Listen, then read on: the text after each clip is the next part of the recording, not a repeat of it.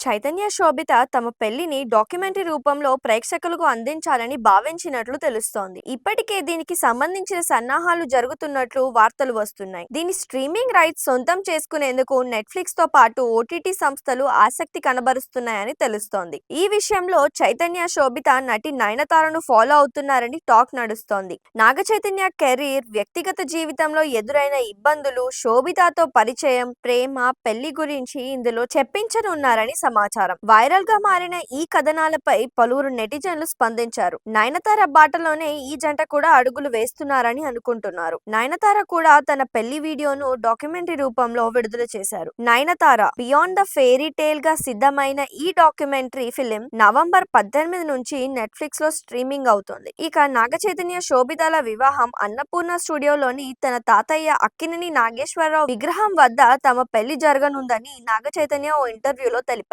శోభితతో కొత్త జీవితాన్ని ప్రారంభించేందుకు ఆశగా ఎదురు చూస్తున్నా. తను నన్ను బాగా అర్థం చేసుకుంది. నా జీవితంలో ఏర్పడిన శూన్యాన్ని తను పూడుస్తుందని నమ్ముతున్నా అని అన్నారు.